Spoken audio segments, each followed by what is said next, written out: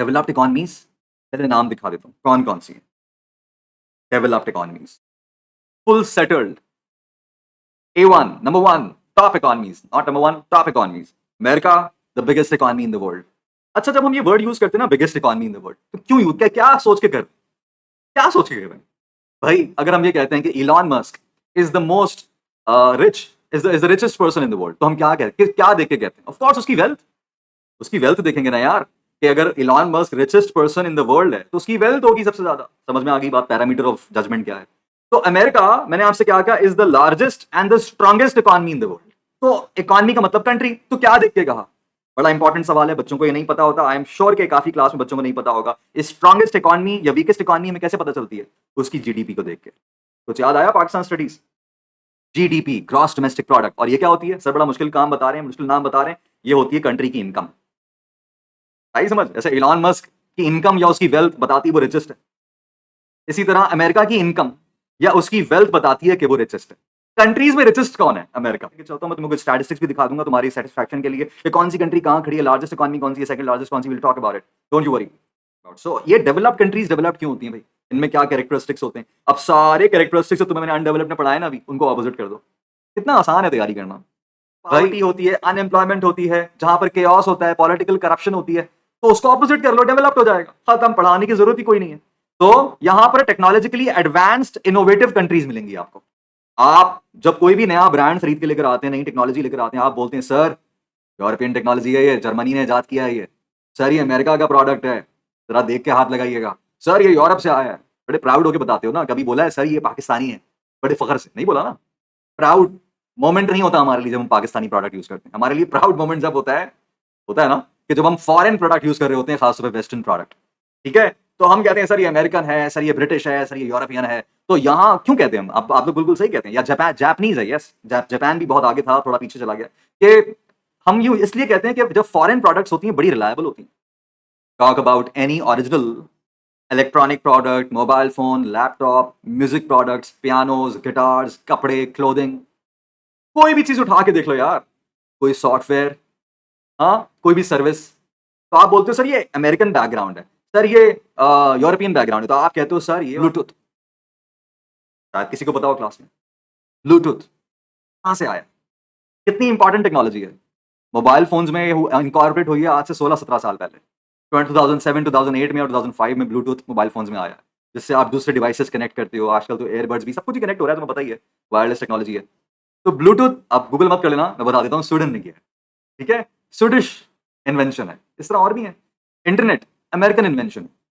ठीक है, understand what I mean, right? Number 2, literacy is good, education rate is high.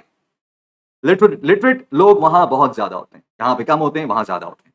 Poverty is low, गरीब लोग आपको कम मिलेंगे। Unemployment is also very low, होती है मगर बहुत कम होती है।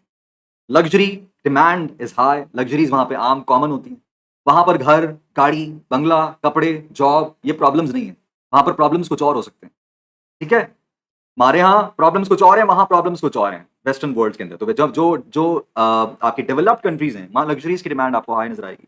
पॉलिटिकल स्टेबिलिटी होगी, ये नहीं कि म्यूजिकल चेयर्स चल रही हैं, आज कोई प्राइम मिनिस्टर है, कल कोई प्राइम मिनिस्टर है, आज कोई प्रेसिडेंट है, कल कोई प्रेसिडेंट है। नो, पॉलिटिकल केओस नहीं है, करप्शन कम है, होगी मगर कम होगी, और पॉलिटिकल स्टेबिलिटी हाई है। और सबसे इंपॉर्टेंट बात आज के लेक्चर के हिसाब से, आज तुम्हें मैं ऐसा स्टैटिस्टिक दिखाऊंगा, तुम्हारे मजे आ जाएंगे।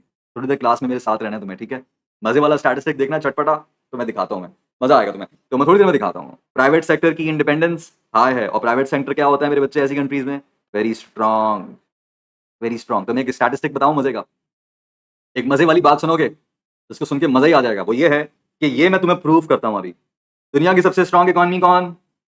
अमेरिका। ठीक है, दुनिया की सबसे ज्यादा इनकम किस इकॉनमी की है? अमेरिका। और दुनिया में मैंने आपसे क्या कहा, डेवलप्ड इकॉनमी कौन सी होती है? जो प्राइवेट सेक्टर जहां पे इंडिपेंडेंट होता है या स्ट्रांग होता है। Let me tell you, let me just reveal you कि मैं क्या कहना चाह रहा हूं, कि दुनिया की टॉप 100 प्राइवेट सेक्टर कंपनीज में से, दुनिया की टॉप 100 प्राइवेट सेक्टर कंपनीज में से, जिसमें कौन कौन आता है? फेसबुक यानी Meta, Google, Amazon, Coca Cola, Pepsi Cola, Unilever, McDonald, सारी आ जाती हैं, टोयोटा शोयोटा सब आ जाती हैं। 100 टॉप प्राइवेट सेक्टर कंपनीज में से, जो सबसे अमीर, सबसे बड़ी प्राइवेट सेक्टर कंपनीज हैं दुनिया की, उसमें से ऑलमोस्ट 55% सिर्फ कहां से बिलोंग करती हैं? अमेरिका। जैसे कि अमेरिका के पास टॉप कंपनीज हैं, बर्गर उनका दुनिया में सबसे मशहूर है, वेपन भी दुनिया में सबसे मशहूर उनका ही है, उनकी मूवीज भी सबसे, उनका सिनेमा हॉलीवुड दुनिया का सबसे बड़ा सिनेमा है, इसी तरह उनका म्यूजिक इंडस्ट्री सबसे बड़ा है, इसी तरह उनका टेक्नोलॉजी सबसे बड़ा है, इसी तरह उनकी आर्मी सबसे बड़ी है, शिपमेंट कंपनीज सबसे बड़ी हैं, courier companies, logistic companies, online companies, social media, सब कुछ तो उनका सबसे बड़ा है। प्राइवेट सेक्टर की इंपॉर्टेंस मेरे बच्चों बहुत ज्यादा है, यह समझ गौर से देखें। आपके सामने एक वेबसाइट खोली है मैंने, लाइव स्टैटिस्टिक्स दिखा रहा हूं, कोई पुरानी बात नहीं कर रहा, रीसेंट लाइव आज तक के स्टैटिस्टिक्स पे बात हो रही है, ठीक है। सबसे ज्यादा इनकम जिसकी होती है वो सबसे बड़ी इकॉनमी होती है, मानते हो? मैंने यही पढ़ाया ना। तो जीडीपी क्या होती है? इनकम होती है। तो अमेरिका की इनकम कितनी है? 27 ट्रिलियन, बिलियन नहीं, ट्रिलियन डॉलर्स। और 1 ट्रिलियन में कितने बिलियन होते हैं? 1000 बिलियन। 1 ट्रिलियन में कितने बिलियन है? बिलियन बी 1000। और कितनी बड़ी इकॉनमी है? 27 ट्रिलियन की इकॉनमी है, तभी तो वो इतनी खतरनाक है। सबसे बड़ी इकॉनमी दुनिया की। नंबर 2 पे आ रहा है China, although China is doing too good, still 10 trillion से पीछे है, 18 ऑलमोस्ट 18 ट्रिलियन के पास है। जर्मनी उसके बाद, गैप देखें कितना बड़ा है। जर्मनी थर्ड पे है और इनकम कितनी है? 4.5 ट्रिलियन। मतलब ऐसे 10 मिलाओगे तो एक अमेरिका बनेगा, जैसे मतलब 5-7 मिलाओगे अमेरिका बनेगा। Japan 4.2 trillion. आपको पाकिस्तान का रैंक भी मैं दिखाऊंगा, पाकिस्तान की इनकम भी आज बता के भेजूंगा, डोंट वरी। यूनाइटेड किंगडम आ गया पे, टॉप 10 इकॉनमीज आपके बिल्कुल सामने है, ठीक है। रशिया 11 पे आता है, कनाडा भी 10 पे आ रहा है, ठीक है मेरे बच्चों। तो ये आपके सामने पूरी लिस्ट है। अब इसके अंदर अगर आप पाकिस्तान ढूंढ रहे हैं तो मैं 45 जॉन 45।